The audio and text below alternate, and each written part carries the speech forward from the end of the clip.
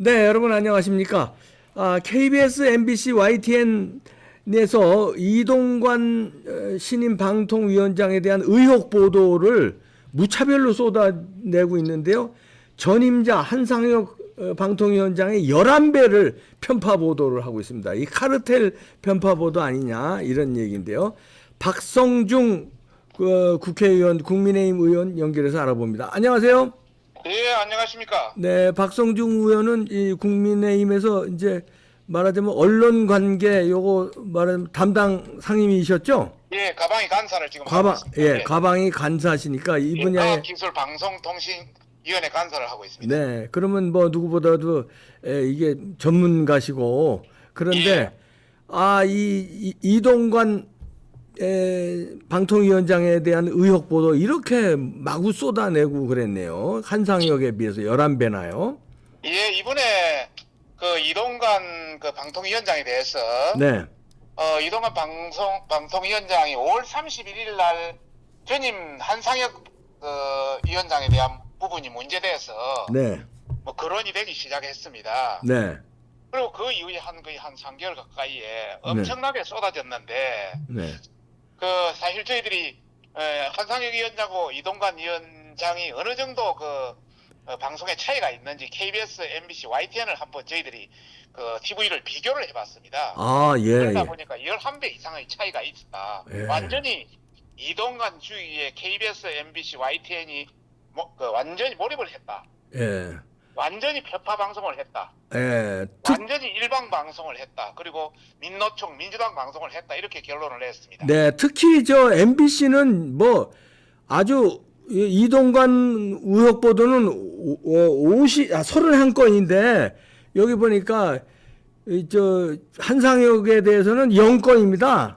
31대 빵으로 이게 너무 편파 보도 아닙니까? 해도 너무합니다. 예. 저 MBC 같은 경우에 한상혁에 대한 거는 뭐 정가 비공개도 있고 논문 표절도 있고 재산 탈세도 있고 네. 뭐 언론 장악 문제도 있고 여러 가지 문제들이 많이 있었는데 한 건도 보도를 안 했거든요. 그러니까요. 그런데 이동관 후보에 대해서는 이동관 그 위원장에 대해서는 31건이나 보도를 했습니다. 그러게요. 이건 뭐 도가 지나쳐도 한참 지나친 거죠. 아니 이런 거 우리 국민들은요. 이거 가만 두면 안 된다는 게 이제 이동관 체제에 들어서 MBC, KBS, YTN 등 이거 정상화 시켜야 된다고 요구하는데 어떻게 될 수 있을까요? 이동관 위원장이 잘 할 수 있을까요? 뭐 시간이 좀 걸리지 않겠습니까? 사실 저희들은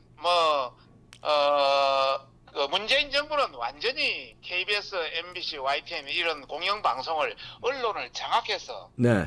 사실 그 언론의 지형을 완전히 자기들한테 유리하게 했거든요. 네. 저희들은 방송을 공정하게 하겠다. 네. 또 방송을 정상화하겠다. 그렇게 네. 해서 앞으로 진행자도 좀 중립적인 사람을 하고 네. 또 어떤 토론자라든지 뭐 또 관련해 참가되는 이런 분들 또 균형되게 예. 양쪽 진영이 균형되게 해서 국민들이 판단할 수 있게끔 네. 진짜 방송을 공정화하겠다는 게 저희들의 목표입니다. 네. 아니 그런데 여태까지 우리 국민의힘도 책임이 있는 게 KBS, MBC, ITN이 이렇게 엉망진창으로 하도록 왜 막지를 못하셨어요? 국민의힘에서 좀 이거. 우리가 네. 굉장히 제가 뭐 가만히 간섭을 하면서 계속 이야기를 했는데도 네. 예를 들어서 방송을 지도 감독하는 방통위원장도 민주당 그쪽 편이죠. 한상혁이었고요. 예. 예. 방통위 상임위원 5명 중에 3명이 그쪽 편이다 보니까 도저히 시정이 안 됐고 이번에 이제 방통위 이제 바뀌었지 않습니까? 그럼 방통위 위원 구성이 지금 어떻게 된 겁니까? 지금 이제 방통위 위원 구성은 지금은 그 위원장이 들어왔고 네. 그다음에 이상인 후보 2명이 돼 있습니다. 예.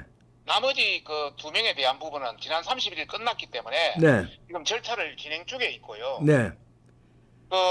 그다음에 방통위도 그랬지만 방심도 이 제대로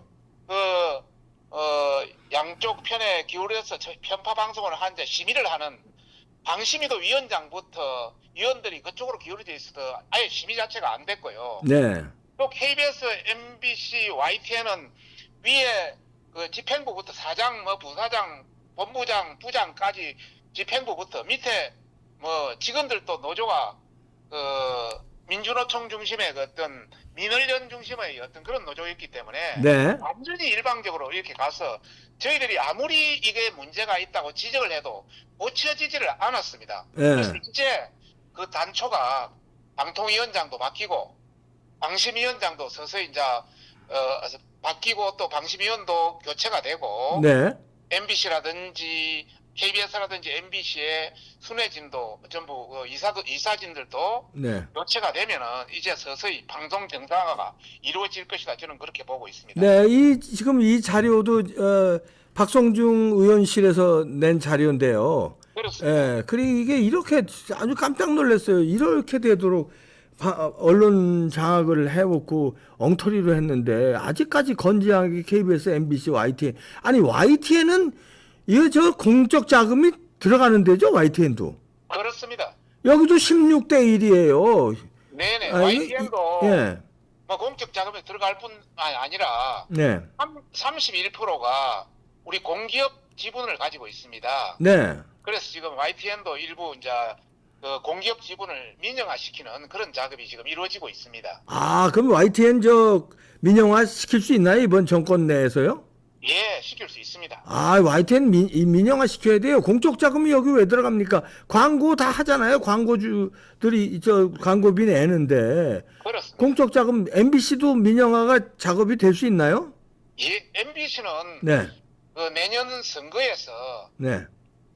그 가반 이상을 확보해야 MBC는 방문진 법이 있습니다. 아, 법을 바꿔야 되는구나. 법을 바꿔야 되기 때문에 네, 아마 그 선거에서 이기지 않으면은 네. MBC 민영화는 거의 어렵다 이렇게 볼 수밖에 없습니다. 아, 그럼 YTN은 법 바꾸기 전에도 이게 공적 자금 뺄 수 있는 거네요? 예, 그거는 지분 구조를 예, 그 공기업이 우리 뭐 마사회라든지 한전이 가지고 있는 지분 구조를 예, 매각하면 되는 거니까 예. 그거는 뭐 법을 안 바꿔도 될 수 있는 문제입니다. 그러네요. 그러면 저 하루속히 저 이동관 방통위원장도 들어왔고 하니까 이 YTN 공적 자금은 빼야 됩니다. 이거는 예, 뭐 그렇게 하도록 저희들도 노력하고 옆에서 열심히 도우겠습니다. 사실 저희들이 분석하기 전까지만 하더라도 네, 편파 방송, 왜곡 방송, 뭐 여러 일방적 방송 이런 이야기를 많이 했지만은 이렇게 기울어져 있을 줄 몰랐습니다. 예, 이 그 사항을 저희들이 분석해보고 깜짝 놀라서 그러게요. 어제 이제 공개를 했습니다. 예. 네, 네. 아유, 또 하나만 더 여쭐게요. 이재명 민주당 대표가 뭐 단식에 들어갔다고 하는데 네네. 이거 어떻게 평가하십니까? 아마 본인이 쓸 수 있는 카드 예. 여러 가지를 써도 잘 안 되고 아, 또 당내에서는 여러 가지 공격을 받고 뭐 비명계들로부터 네, 또 내부에서는 본인의 여러 어떤 의혹들 많지 않습니까? 네, 대장동, 백현동, 뭐 성남 FC 관련 또 네. 쌍방울 대북 관련 네, 이런 것들이 하나 둘씩 또 나오고 있고 네, 또 민주당 내에서 전당대 돈봉투 송영길 뭐 그 대표 때 돈봉투 사건이라든지 네, 또 어제 김남국의 그 코인 관련해서는 네. 원래 제명시키기로 했는데 윤리위원회에서 부결시켜 버렸지 않습니까? 그러게 말이에요. 아, 이 뭔? 이런 여러 가지를 말해서 이제는 그 여러 가지 방법도 없고 본인도 굉장히 막판에 몰리고 있다 보니고 곧 또 구속 영장도 뭐 청구될 예정이다 이렇게 생각하니까 네. 뭐 단식이라는 이런 극단적인 수단을 통해서 뭔가 돌파해 보려는 그런 몸부림이 아닌가 싶습니다. 아니 몸부림을 치는데 단식으로 돌파가 되겠습니까? 본인이나 또 주변에 있는 사람은 네. 또 오랫동안 단식을 하고 뭐 그러면 불쌍하게 보일 수도 있다 뭐 이런 판단을 내리지 않겠습니까? 아니 그 이제 검찰에서 소환 통보했잖아요, 이재명한테. 네네네. 그러면 단식을 하면은 소환 통보에 안 가겠다는 겁니까? 이거 단식 기간이라서 어떻게 되는 겁니까? 아니 지금 뭐 그런 것도 여러 가지 어떤 복선을 깔고 하지 않느냐 생각하고 네. 또 저희들 이제 국회에 체포 관련해서 이게 청구가 되면은 네. 국회에서 이제 그 우리 국회의원들이 투표를 하지 않습니까? 네. 그런 관점에서도 또 민주당의 위원들에게 지금 비명계가 한 31명쯤 되거든요. 그렇죠. 예. 참고로 지금 세력 분포가 네. 저희 당이 112명 정도 됩니다. 네. 그리고요. 그다음에 비명계가 31명 정도 됩니다. 그럼 143명 아닙니까? 예, 예. 그다음에 저쪽 정의당 관련 그쪽이 한 6명 됩니다. 그쪽이 다 네. 온다고 치고 네. 그럼 149명입니다. 네. 그다음에 무소속 중에 저희 이 성향이 한 2명 있습니다. 예. 그럼 우리 쪽 가능한 모든 걸 다 합쳐야 51명이네요, 그러면. 151명인데 네. 이 중에 비명계 31명이나 정의당 6명이 다 온다는 보장이 없지 않습니까? 아, 그렇죠. 예. 이렇게 이제 안식을 하고 이러면 어떤 좀 불쌍하다 이런 어떤 측면이 있어가지고 아, 거기에 대한 어떤 복선 아니겠느냐 하는 네. 생각도 있고요. 예. 또 검찰의 어떤 그런 방면에 또 여러 복선을 깔고 하는 것 아니냐 저는 그렇게 네. 보고 있습니다. 그리고 저 이재명에 대해서는 국민들이 특히 이제 우파 국민들은 하도 못 믿을 발언들을 많이 하고 그래서 저 단식 진짜로 단식할지 아니면 저 꼼수 단식으로 뭐 이제 물에 뭐 타서 먹고 뭐 효소 먹고 이러면서 단식할지 그 의심하는데 의원님은 어떻게 보세요? 예? 충분히 이제 국민들이나 지금 그 인터넷 댓글을 보면은 네. 그런 내용들이 많이 나오고 있습니다. 어떻게 보세요? 진짜로 단식할 것 같아요? 저는 그냥 정치인으로서 네. 그동안은 뭐 여러 가지 어떤 거짓말이라든지 또 자기 약속을 안 지킨 측면도 있지만은 네. 이번에는 많은 국민들이 보고 있기 때문에 그렇게 쉽게 하지는 못할 것이다 이렇게 보고 있지만은 충분히 그럴 개연성도 있다 저는 그죠. 그렇게 생각합니다. 단식을 하게 되면 어디서 단식한대요? 그거는 제가 지금 확인을 못했습니다. 아, 예. 저 설마 그 당대표실에서 하는 건 아니겠지. 밖에서 해야 됩니다. 그리고 저 하나만 더 여쭐게요. 지난번에 저 당 연찬에 네네. 윤석열 대통령이 가셔서 아주 세게 발언하셨잖아요. 네네. 우리 국민들은 아주 시원했는데 예. 참가한 국힘당의 의원들의 그 분위기는 어땠습니까, 그때? 위원들도 그 마찬가지였습니다. 네. 대통령께서 직접 오셔가지고 네. 저녁에 보통 대통령이 이제 밑에 써준 글을 그대로 읽지 않습니까? 그렇죠. 예. 원고 하나도 보지 않고 어. 있는 소신을 그대로 말씀하셨거든요. 네. 그거는 본인의 철학과 본인의 가치관, 본인의 평소 하고 싶은 말이 그대로 녹아 있었던 겁니다. 네. 그런 관점에서 굉장히 저희들도 공감을 했고 네. 또 우리가 내년에 선거를 많이 걱정하지 않습니까? 네. 저런 대통령의 자신감이라면 우리 함께 해서 음. 충분히 이길 수 있겠다. 네. 어떤 것도 얻었습니다, 저희들이. 네. 그래서 굉장히 중간에 박수를 네. 여러 번 많이 쳤죠.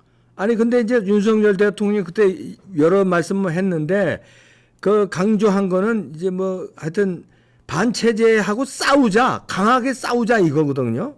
예. 그 싸우자는 데 대해서 이 국힘당이 약간 좀 그동안 우리가 잘 못 싸웠다 하는 이런 반성도 좀 나왔습니까, 연찬에서? 그런 측면도 있고요. 예. 통상적으로 우리가 언론에서 보면은 아까 뭐 KBS, MBC, YTN 같이 전부 비판 보도를 많이 하지 않습니까? 아, 예, 또 그렇죠. 우리 쪽 보도를 많이 하니까 국민들은 좀 헷갈리거든요. 예. 그런 관점에서 정말 방향이 틀리면 예. 이것은 아니다. 네. 우리는 똑바로 가려고 하는데 네. 다른 쪽에서 뒤에서 잡아 끊는다면 이런 방향이 아니다. 또 다른 데서 이야기가 나왔지만은 네. 우리가 그 골프를 300m를 쳐고도 오비나비면 아무것도 아니지 않습니까? 예, 그런 비유도 했더구만요, 대통령이. 예, 그런 예. 관점에서 우리가 똑바른 방향을 가지고 같이 가고 그게 비판이라든지 정상적인 이런 건 받아들이겠지만은 네. 전혀 다른 방향으로 이 하는 것은 문제가 있다. 특히 후쿠시마 오염수 관련해서 네. 이 과학도 있고 여러 가지 팩트가 있는데 이것을 마치 괴담이라든지 가짜 뉴스로 조장해서 모두 우리가 죽는 것 같이 네. 이렇게 하는 것은 큰 문제가 있다. 이것은 방향이 틀렸다.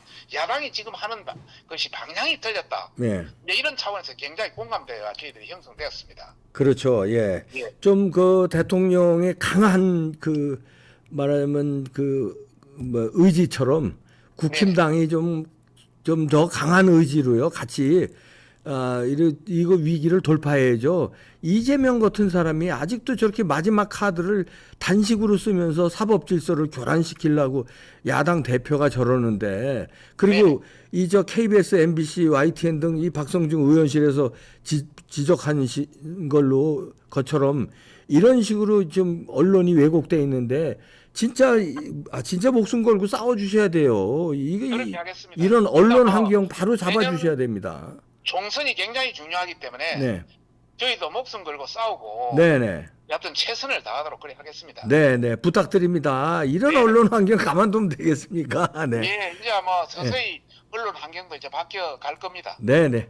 네, 기대도 좋습니다. 네, 기대해 보겠습니다. 네. 네, 감사합니다. 박성중 국민의힘 국회의원이었습니다. 고맙습니다. 감사합니다. 네, 감사합니다. 네. 기대해도 좋다고 이제 큰 소리를 치시니까 이제 이분이 이렇게 평소에 점잖은 분이라서 이렇게 큰 소리 이렇게 잘 안 치는데 한번 믿어 보시죠. 이 YTN 공적 자금 뺀답니다. 지금 들으셨죠? 그다음에 총선에서 과반 넘으면은 MBC 요거 민영화 작업 바로 들어가고요. 한다고. 그리고 이번 연찬에서 어떤 그 분위기가 우리 좀 싸워야 되겠다 하는 걸 좀 느꼈다고 하니까 기대해 보시죠. 그 중에서도 언론 정상화. 누가 우파 쪽으로 만들어 달래? 정상화. 지금 보세요. 정상입니까? 지금도 오늘 아침에도 내 종편 여기저기 보고서 깜짝 놀랐어요. 발언하는 것들이 균형이 맞지가 않아. 어떻게 새빨간 사람들 만나고 우파라고 갖다가 꼬다놓은 보리자루 같은.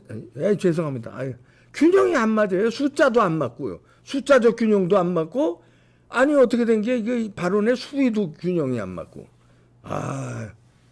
잘 되겠죠. 응원합시다. 마치겠습니다.